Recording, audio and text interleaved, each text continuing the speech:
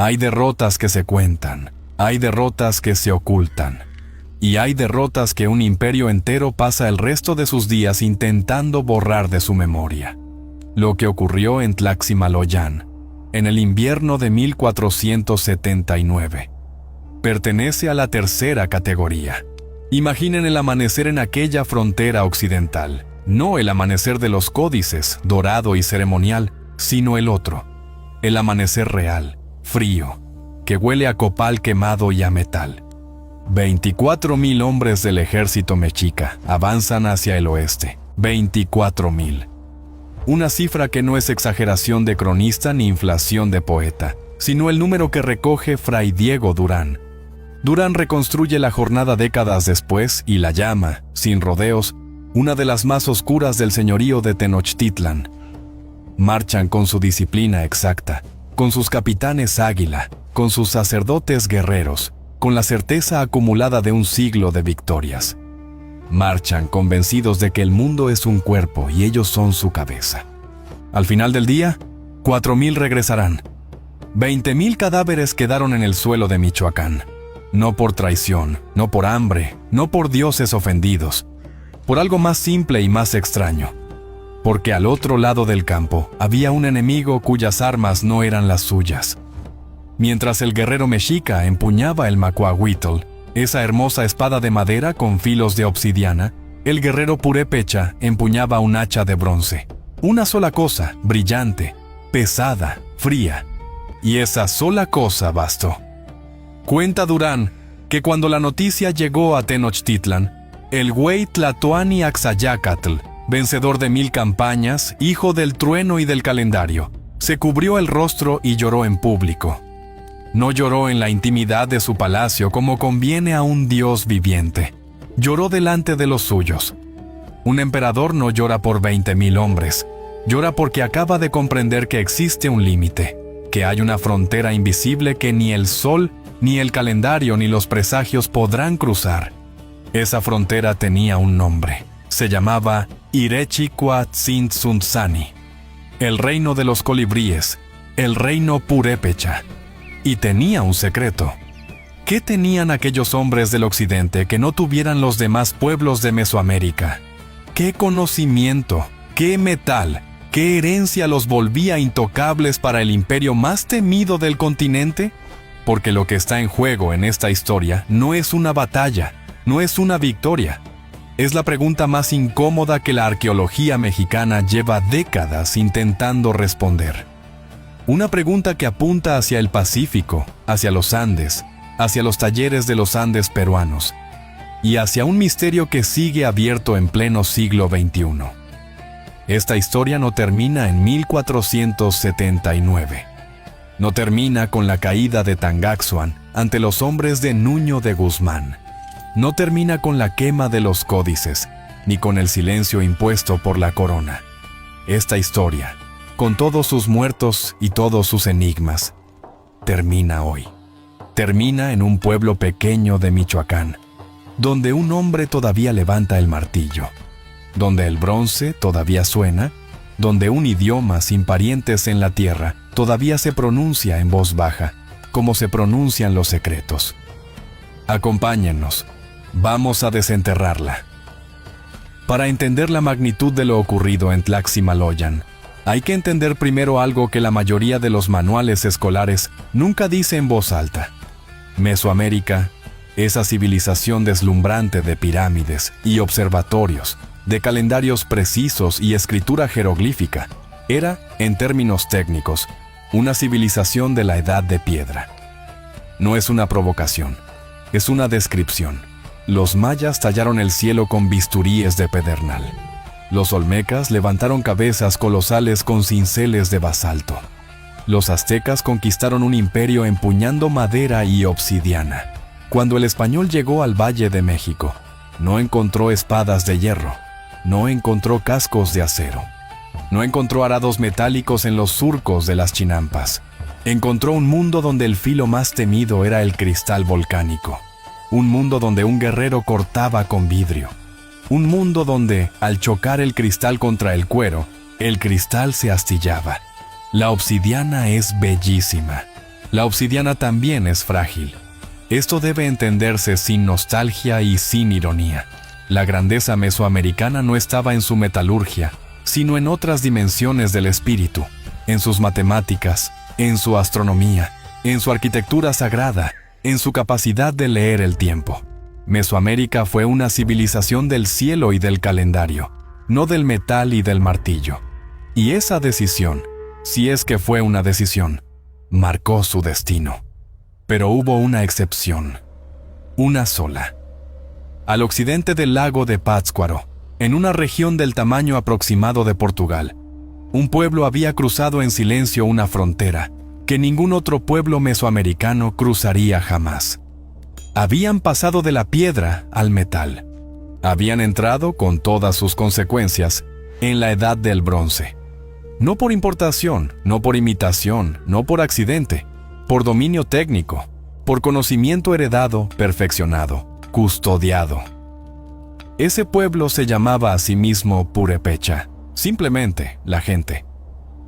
Los aztecas, incapaces de pronunciar correctamente sus palabras, los llamaron despectivamente Michoaque, los que tienen pescado.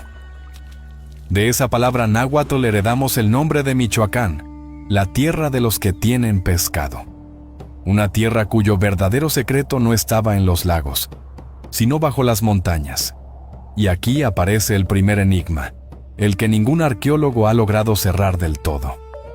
La lengua purépecha, esa que todavía hablan unas 100,000 personas en la Sierra Michoacana, no tiene parientes conocidos.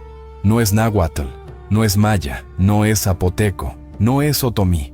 No pertenece a ninguna de las grandes familias lingüísticas de Mesoamérica. Es lo que los lingüistas llaman, con una cierta resignación científica, un aislado. Un idioma huérfano. Un idioma que parece haber caído del cielo.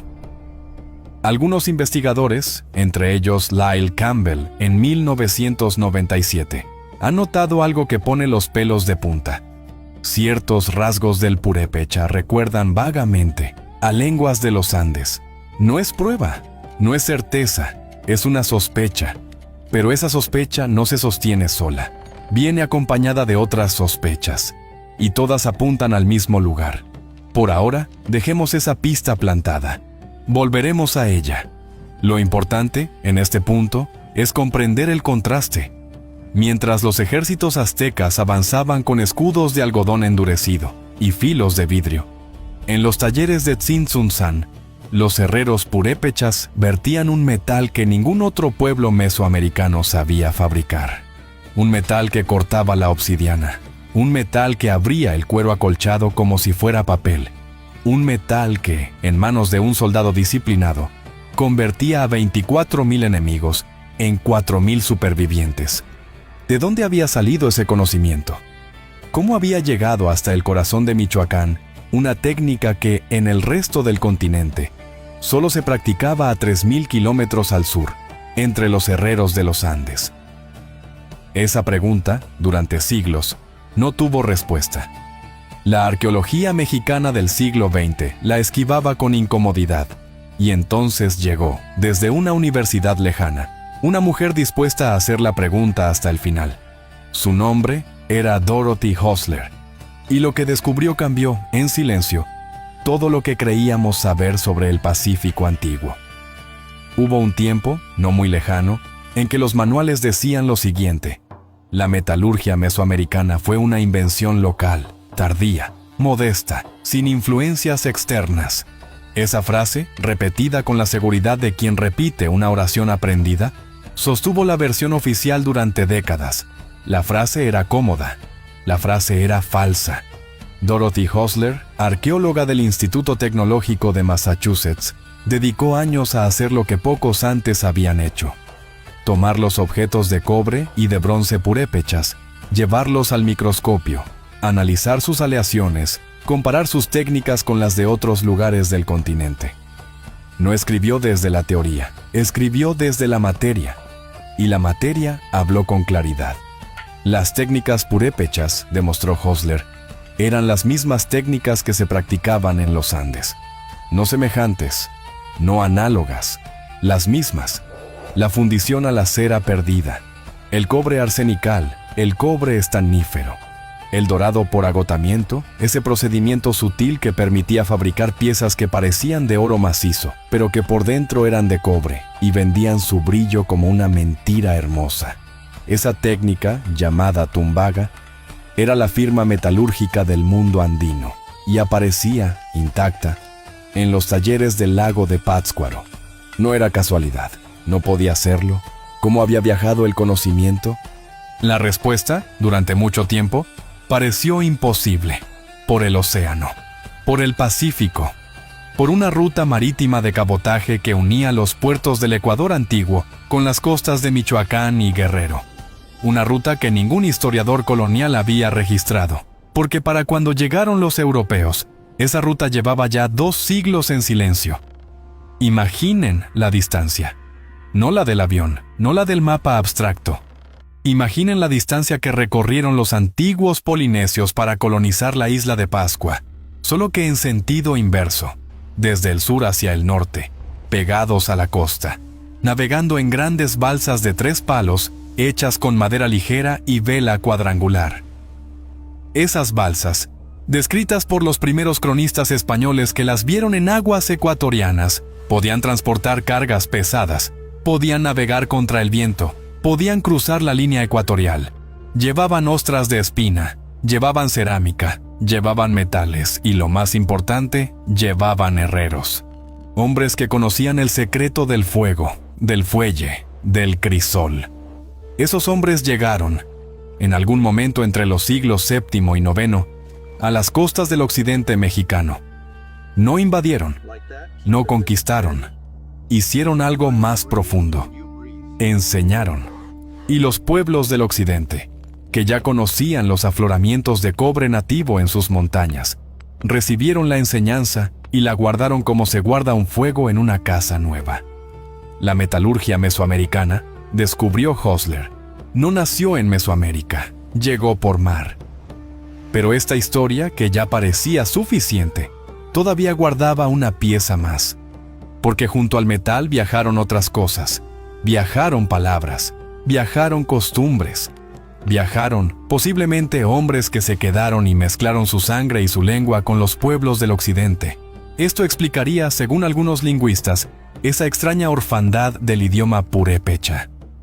Ese rumor andino que se escucha apenas en ciertas raíces, en ciertos sufijos, en ciertas formas verbales. Un rumor que no es prueba, pero que tampoco es nada. Aquí debemos detenernos un momento.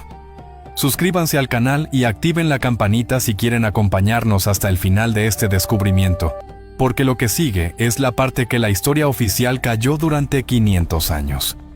La conexión entre el bronce purépecha y los Andes peruanos no es una hipótesis menor. Es, posiblemente, la prueba más sólida que tenemos de un contacto sostenido entre las 2 grandes civilizaciones del continente. Una prueba escrita en cobre, fundida en arsénico, sellada en aleación. Y en algún momento, alrededor del año 1200, ese conocimiento llegó a manos de un linaje que estaba a punto de fundar un imperio. Su patriarca se llamaba Tariacuri, hijo de un señor Huacusecha, jefe nómada de cazadores águila que descendieron de las sierras y se instalaron en las orillas del lago.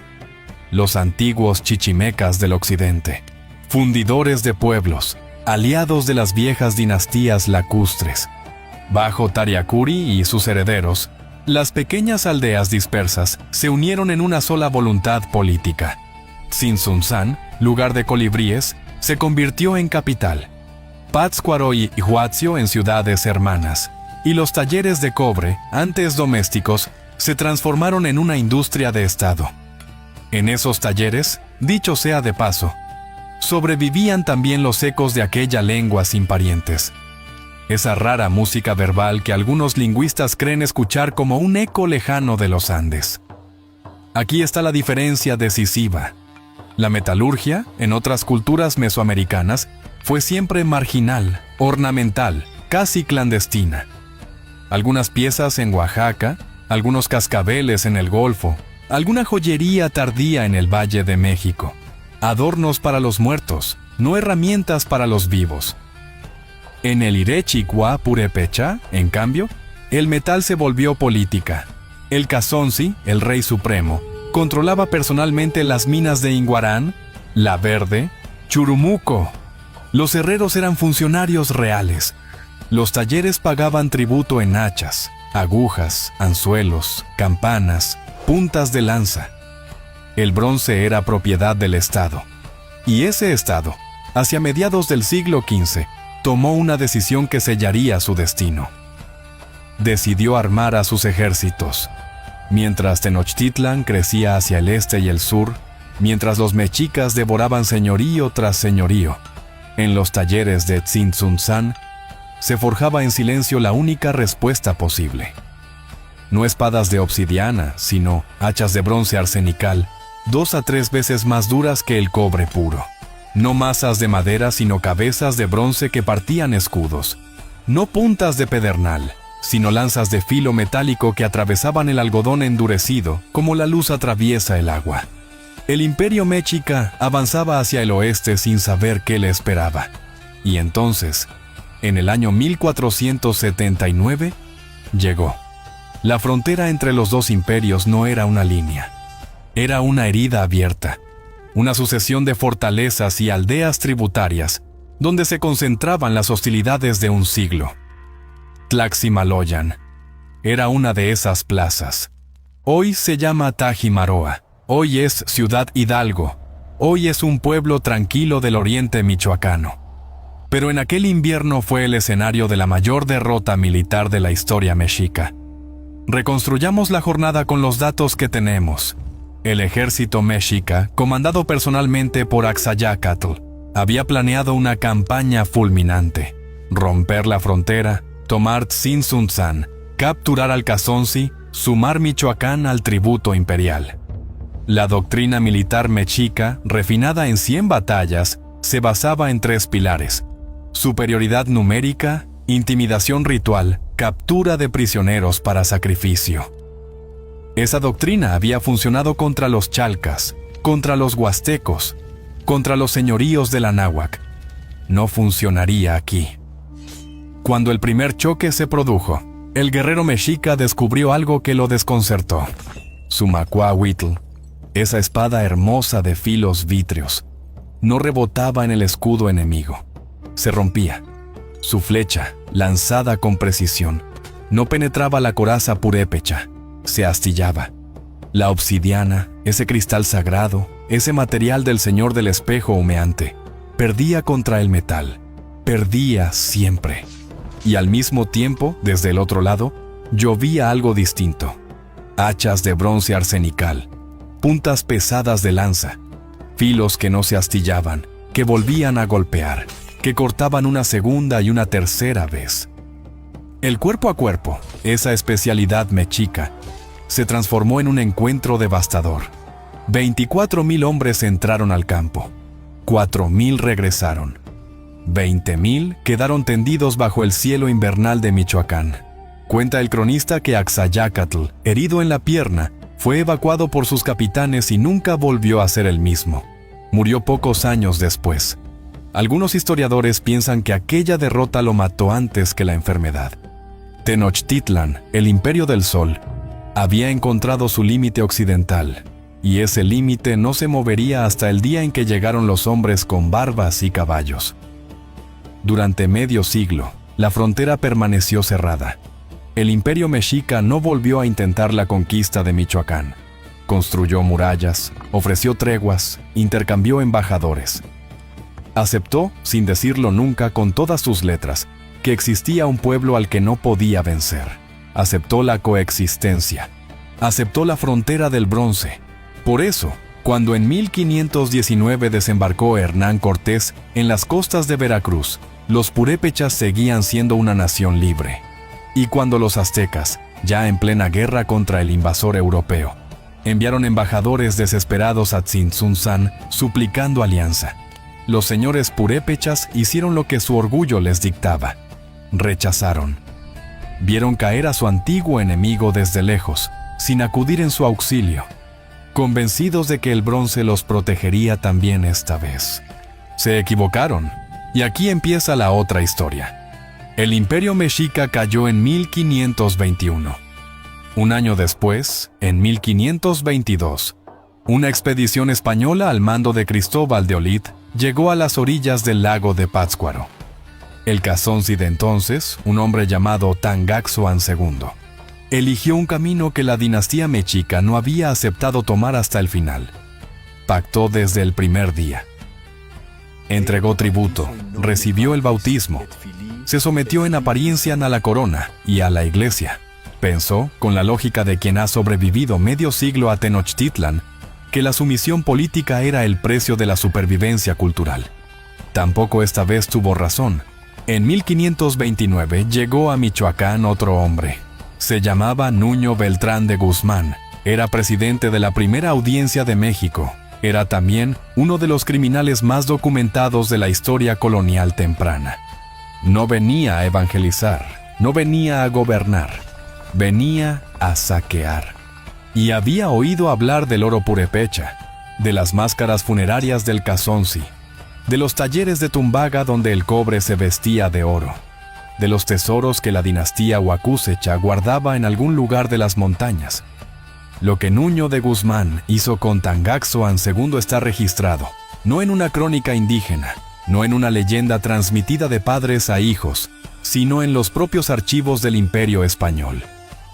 En los archivos del proceso judicial contra Nuño de Guzmán, conservados en Sevilla, se encuentra el expediente completo. Allí están las actas del juicio, allí están los testimonios de los testigos, allí está la condena, escrita por mano colonial, dictada por el sistema mismo contra uno de los suyos. Tangaxoan fue arrestado, fue interrogado, fue sometido a tortura durante días. Le exigieron que revelara dónde estaba el oro. El Cazonzi, hombre que había gobernado a un pueblo sin ser vencido nunca por el imperio mexica, no entregó el secreto. Tampoco lo entregaron sus consejeros. Probablemente porque en gran parte ese secreto no existía. El oro purépecha, ya fragmentado entre talleres y templos, no podía ser entregado en una sola montaña. El 14 de febrero de 1530, Nuño de Guzmán ordenó la ejecución pública del Cazonzi. Fue arrastrado y quemado. Las cenizas fueron dispersadas para que no quedara reliquia, ni tumba, ni símbolo. Con él, se quemó algo más. Se quemó el último gobernante legítimo del Irechicuá. Se quemaron los archivos pictográficos del señorío. Se quemaron las redes de aprendizaje que sostenían los talleres. La metalurgia purépecha, esa ciencia heredada del Pacífico, custodiada durante 7 siglos, no fue destruida por una guerra. Fue destruida por una hoguera privada y por un robo de Estado. El sistema colonial que mandó la expedición de Nuño de Guzmán terminaría años después, juzgándolo. Lo condenaron por crueldad excesiva contra los indios. Lo enviaron de vuelta a España, deshonrado, donde murió en relativa oscuridad. Pero el daño estaba hecho, y la condena, escrita en los papeles del imperio que él mismo había servido, llegó demasiado tarde para los muertos. Sin embargo, no todo se quemó. Hay una imagen con la que conviene cerrar esta historia. Una imagen pequeña, casi humilde, frente a las ruinas de las pirámides de Tzintzuntzán. La imagen está en un pueblo michoacano que se llama Santa Clara del Cobre.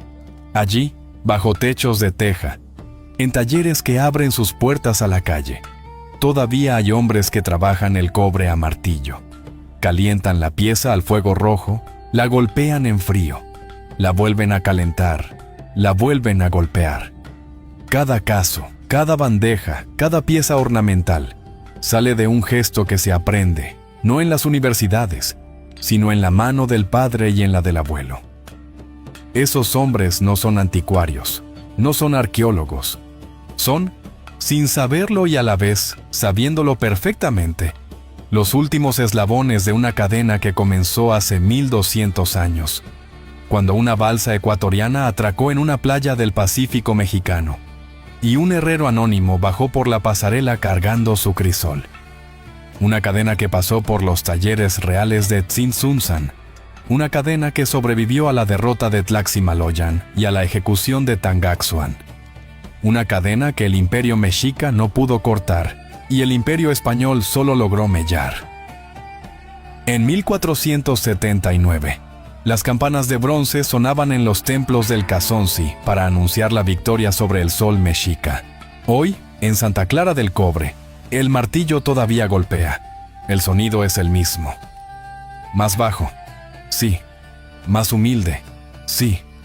Pero el mismo. La materia recuerda lo que los pueblos olvidan. Y queda en el aire, todavía. La pregunta que nadie ha cerrado del todo. Esa lengua sin parientes, ese idioma huérfano que aún se habla en las sierras de Michoacán, esa raíz que rumorea hacia el sur, hacia los Andes, hacia los talleres del Perú antiguo, ¿es solo coincidencia? ¿Es solo casualidad fonética que algunas de sus formas se parezcan a las de los pueblos del altiplano andino?